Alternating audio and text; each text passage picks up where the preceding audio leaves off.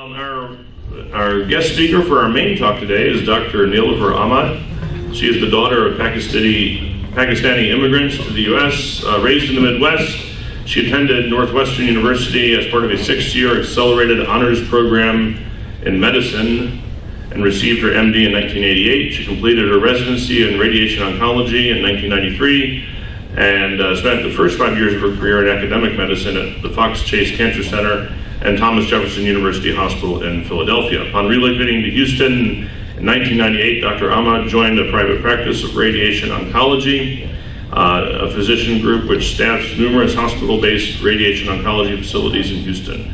Dr. Ahmad has been an active participant in, I gotta get the name of the organization, Developments in Literacy, and I'm gonna let her tell you more about that magnificent organization.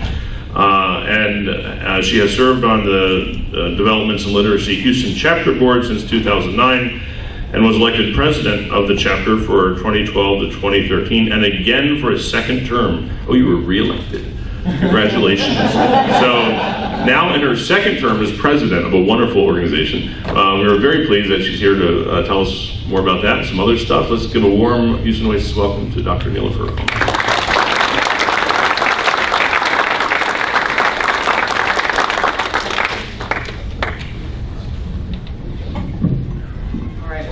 So much. I wanted to express how honored I am to be invited to speak here. So thank you, Stephanie and Johnny, for telling me about Houston Oasis and encouraging me to come. They've been trying to get me to come, and I guess they decided they had to invite me to speak so that I would actually show up.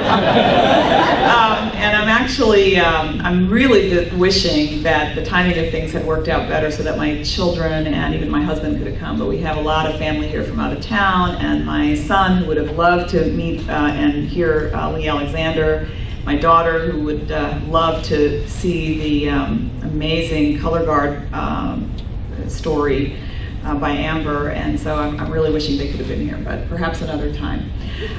So I was asked to come and speak about developments in literacy, and I was asked to give a title to my talk, and I told Mike, well, I don't know that I really have a title, but let's call it Freeing Minds Through Education. So I'm going to spend the first few minutes just telling you what developments in literacy is, and then I'm going to show at the end of that a short video just to give you a little background. I think it dovetails really well with the story of Malala and the theme of educating and empowering especially women, but all underprivileged children everywhere in the world, including in our own country. Developments in Literacy is a nonprofit United States-based organization that was founded in the mid-1990s by expatriates from Pakistan. And these were people who wanted to give back something to their country of origin because they were all fortunate enough to have immigrated to this country. They were well educated, and they realized and understood the importance of high quality education. Since the inception of the organization, which is based in Los Angeles, California, it's grown over the years to have chapters in most of the major cities in the United States, in the United Kingdom, in Hong Kong, and within Pakistan itself. The Houston chapter was founded, let's see, I think this year is going to be our 12th annual fundraising gala in the fall, so about 12, 13 years ago, and it's grown tremendously since then. Developments in Literacy is a 4-star charity on Charity Navigator. It is part of the Clinton Global Initiative. It's received major grants in the last few years from the USAID and also from the UK counterpart of USAID, which is called DFID. It's also received some competitive grants. Well, all the grants actually are competitive, but it's received one from MoneyGram International that was just renewed recently for another year, and also from something called the STARS Foundation, which is a competition between a huge number of charities that are doing work in Asia. So a really excellent, high-quality organization with a lot of transparency for its donors. Right now, we educate approximately 20,000 children a year in Pakistan. And the focus has shifted. There's so many NGOs in all developing countries trying to do good work, but our focus has shifted away from building more and more buildings and bricks and mortar, more toward educating teachers and developing the curricula that need to be there. So although we do educate children and we do own and operate and run schools and also partner with certain other organizations to help run their schools, our focus really has been to scale up by developing education, because each teacher can impact so many more children, and a good curriculum can really make a big difference. So that's kind of what our focus is. So, why is education important in a place like Pakistan? And I think the answer to that is that it is the only hope to break the cycle of poverty and terror. Each additional year of education for a child improves their earning power by approximately 10%. And when you have a huge number of people that are subsisting on $1 a day, or the equivalent of a US dollar a day or less, that's a tremendous difference that we can make. Also, especially for girls, if they receive just a 5th grade education, it means they marry later, they have fewer children, their children are less likely to die in infancy, and their children are more likely to be educated themselves when they grow up. So by educating a girl, you really educate generations of children in the future. And finally, and this is something that's very germane given what's going on in the world today, illiterate and desperate, impoverished people are very, very easily manipulated by politicians, by leaders toward their own nefarious ends. And I think we all know that there's a ton of that going on in the world today. So that is why it's important to educate as many people we can over the world over. My personal investment in Pakistan is, obviously I have a connection because my family originated there, but I also have a daughter that we adopted from Pakistan, and that really brought it close to my heart, because she was very fortunate to be adopted into a family that is well educated and well established, and we have been able to give her the whole world. Whereas she could easily have been one of those girls. She could have been a Malala. She could have been one of the many, many children in Pakistan who will never have that opportunity. So that's my personal connection to developments in literacy. Why developments in literacy versus any other organization that does work in Pakistan? That was really a pretty easy answer, is that I had personal friendships with the people that were involved in the Houston chapter, and I therefore had absolute 100% confidence that the work was actually being done and that they weren't embezzling the money to fly around in first-class planes or private jets or whatever. And so that's why I was actually invited to MC one of their events in 2009, and then I just got involved in much more actively. So how have we impacted the communities in which we build schools? Number one, developments in literacy schools, for the most part, are in very hard to reach rural areas in Pakistan. Some of the villages don't even have electricity, they don't have internet, they don't have running water, there's no roads to get there, so it can be a real challenge.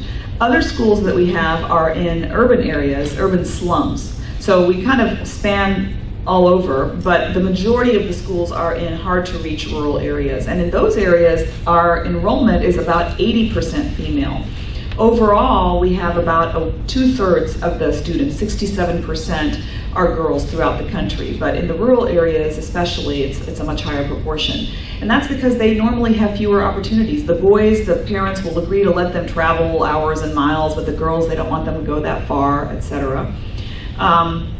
So it's really, it's making an impact that way. We also, the organization has really focused on making sure that there is community buy-in. So we don't go into communities where, it's a very gradual process. So there'll be certain communities we know they're underserved, and we'll have people that go out and start gently wooing the community. And we've had a radical shift in some of the communities that were initially somewhat hostile. If we just got a few families to buy into it, suddenly the whole community would be transformed. So at this point, I'm going to show a brief video. It's 90 seconds. Do I just hit play on this? Okay. I can see it. Sorry, getting old. All right.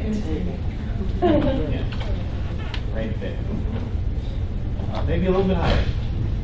I'm not going to.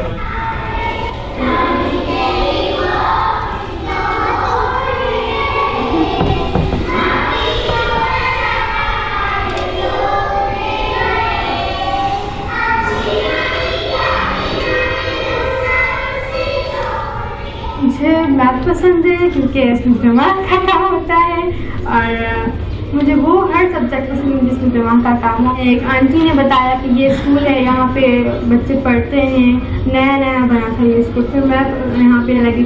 अभी तक का school का जितना भी पढ़ा बहुत अच्छा रहा है, क्योंकि यहाँ की पढ़ाई बहुत अच्छी है। हम लोग के स्कूल में लैंग्वेज क्लास भी होती है, जिससे बच्चे बहुत अच्छी इंग्लिश सीख रहे हैं। मैं पढ़ाई करके पहले तो एक अच्छी सी जॉब करूँ जिसमें मैं पैसे जमा कर सकूँ, फिर उसके बाद मैं एक स्कूल बनाऊँगी जिसमें मैं उन बच्चों को पढ़ा सकूँगी जो बच्चे नहीं पढ़ सकते हैं और जो कॉपी किताब नहीं खरीद सकते, जो गरीब बच्चे होते हैं, मैं उन्हें पढ़ाना चाहती हूँ। मेरे अब्बू पढ़े लिखे नहीं है तो उन्हें कोई अच्छी जॉब नहीं मिलती।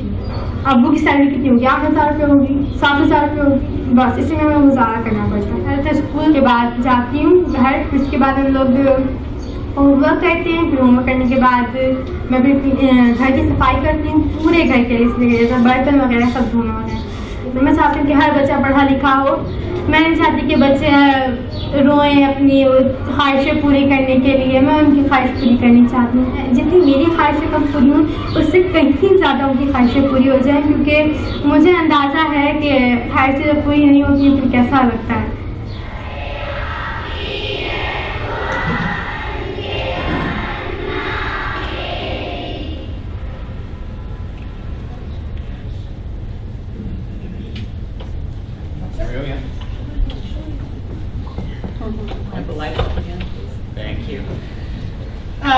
There's several more videos on the DVD, but I think you get the idea that one of the amazing things is that I've been part of several retreats that the organization has for its leadership throughout the country, and we've had the opportunity to interact via Skype with some of the teachers on the ground and the principals on the ground. And one of the best things, I think, is that some of these kids who may be the only one in their household who has an education, they actually not only go home and cook and clean and do all of that and do their homework, they actually teach their parents. And that's been really cool. Like, they will actually educate their mothers and their fathers who might be illiterate. So I just think that's really amazing.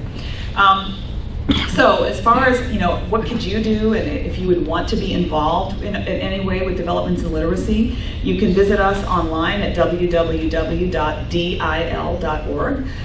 You can also participate in our annual fundraising gala, which happens on Sunday, October 19th this year at the Omni Hotel in the Galleria area. It'll be from about 6 to 10 p.m. We're having some amazing speakers and performances. We've got some performance art of our own going on that night, which I'm really excited about. The theme is Mughal Darbar, which is basically a theme about the Mughal Empire in the Indian subcontinent, and we're going to have performances that sort of follow that theme. Darbar was a grand entertainment area that the Mughal kings kings and royalty, I guess, they used to entertain their guests. So that's our theme, and I would love to see many or all of you come to that. We also have a variety of smaller events during the year, and if you're interested, please feel free to reach out to me directly. I think that's all I have to say officially. I'm happy to answer questions if people have any about what we do. How does the Pakistani public school system perceive the efforts of the organization with respect to the schools that you run and we're actually, one of the purposes behind it's favorable, let's put it that way, because their school system, the public schools, are so inadequate. The dropout rate in public school there is like 50%. By age 16, whereas in Bill schools, our dropout rate is less than 1%. Wow. Through 5th grade. And then we have a very high proportion, like 88% of those graduates from 5th grade go on to middle school. And then beyond that, another very high proportion, something like 75%, go on to complete high school. So I think that the techniques and just the fact that teachers are not absent. Bill has very, very precise reporting mechanisms where they actually have people that go out and visit the schools and make sure that the teacher's actually showing up and that the curriculum's actually being taught the way it's supposed to be. There's lots and lots of online education and all kinds of neat programs that they're piloting.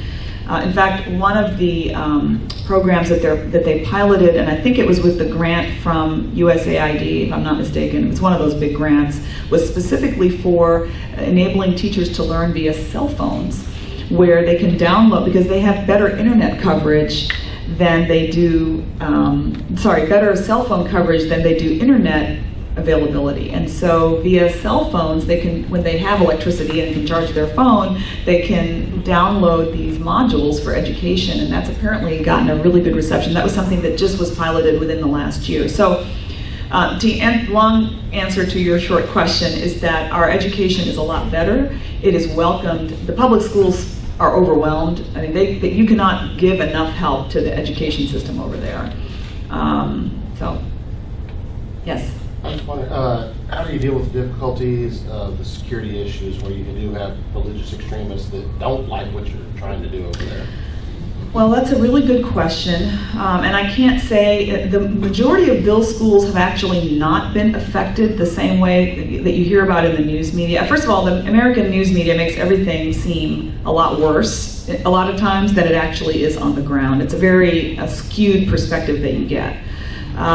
The one thing that I wanted to emphasize is that Bill is very careful about which communities it goes into. And so as I was saying, we start out with a process where we want to be invited into the community. So they'll liaise with different families in a community and really establish the school when there is community buy-in. So we're not going into the middle of some hostile Taliban-controlled village and trying to establish a school for girls. And I think that makes a big difference, because then you've got the community behind you. Anyone else? Yes? Are y'all working out to try to get into other countries that are just as impoverished as Mexico? We're actually not, we're a very small organization, even compared to some of the other NGOs that are in Pakistan. So the answer to that right now is no, we're not. That's not to say that some of the teacher education information and curricula and things like that could not be scaled up or exported elsewhere, but that's not a major focus right now. Do you have any communication with, at least, any connection with Asia Society here in town? Well, we have board members who are very active members. One of our, very actively involved in the Asia Society. I'm not sure what you mean by connection. I don't need awareness. Actually, there is a media kickoff event for Bill's gala this fall that's being held at the Asia Society in August. So I thought, we are connected with the Asia Society to that extent. Yes? Where are the teachers recruited from? From the community. Right. Where are they educated? Very good question. So initially, many of the teachers were, this was 15, 16 years ago, they were all recruited from the local communities. As I said, we were really big on having buy-in of the local community. And then they were trained by people that were taking teacher training information from here. This is a long time ago. Now there's actually a teacher training center in Islamabad. And they are also piloting, in order to be able to, not everybody can travel to Islamabad, so they're doing a lot via computers. So there will be actual teacher education classes where the teachers will be online, or on Skype, and do their education that way. And then they've also piloted with another funding from one of these grants, which forgive me for not remembering the detail of every one, but there's another grant that funded a mobile, like a satellite, little van that's got a satellite dish that drives around to these really rural areas and where they don't have electricity and they don't have internet, and the teachers can then, via that, they can have education that comes to them. So there's a lot of efforts. So it's a very standardized teacher education. Yes? How could you help without giving money?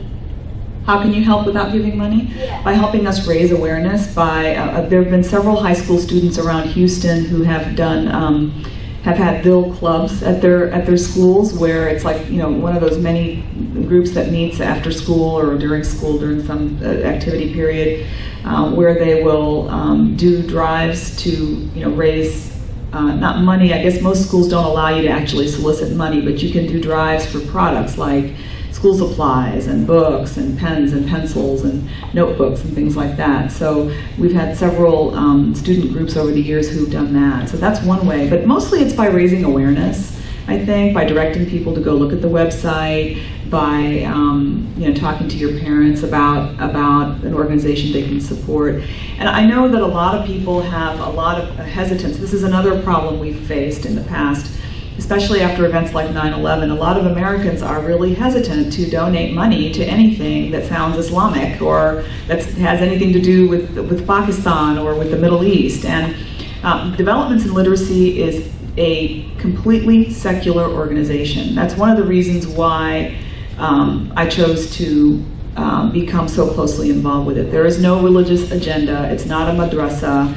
There's no fundamentalists, out there, beating on the Quran or whatever. It's very much about educating children so that they can think for themselves and not be misguided by, charlatans, religious leaders. Yes, sir. Do you have a social media presence as well? We do. You can find us on Facebook at Bill Houston Chapter. Just Google or just search that in Facebook.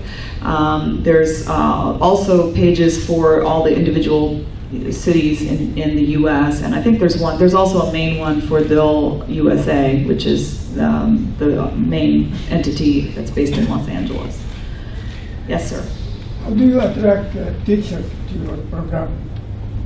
Well, initially, as I said, we recruited a lot from the communities. Many of our graduates have gone on to become Bill teachers as well.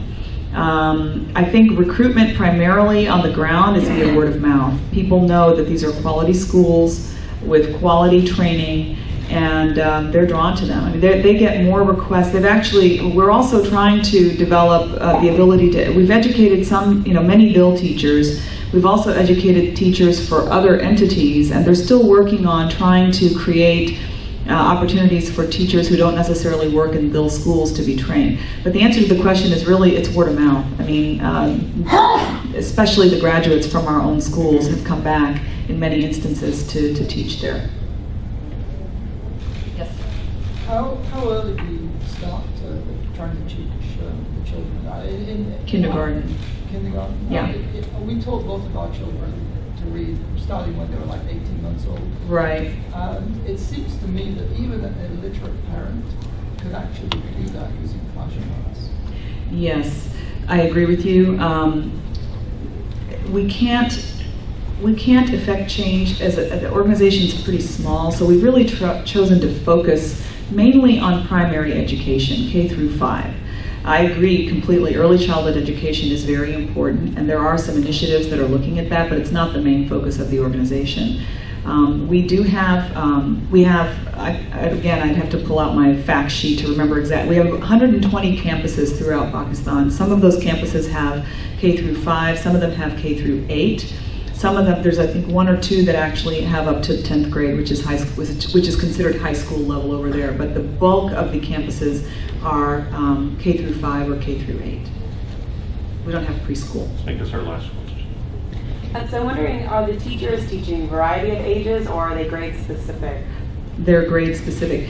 There are 3 different tiers of schools within Bill. There's the top tier, which are the purpose-built schools, which are what you and I think about when we think of school. It's a school with classrooms, a library, bathrooms for girls and boys, athletic facilities, a library, a computer lab, that kind of thing. Those are actually not the majority of the schools right now. Then there's a second tier where there might be, 4 classrooms, but they might not have a playground, or they might not have this or that component that we normally think of as a school. Those are the bulk of the schools right now. And then there's tier number 3, which is the lowest tier, which is actually just, they might be in one room, and there might be 5, K through 5 kids in one room with a corner in the room which has some books, and the teacher is handling, kind of like a Montessori school almost, where they've got all ages. So our goal is, again, another reason why we haven't made a big deal about building more and more and more schools is that we want to move all of our schools up at least to tier 2, so that they have designated classrooms, they have a library room, they have playground facilities, they have appropriate bathrooms even for for boys and girls, or having a separate office for the principal, that kind of thing. And there are projects like that, that if you have a specific interest and you would be interested in raising funds or wanting, you know, like if you wanted to be the ones who built a playground for somebody, there are projects like that that are available for individuals or organizations to adopt. So please feel free to get in touch with me via Johnny or me directly. I'm happy to be in touch with any of you and answer any questions. Thank you so much for having me.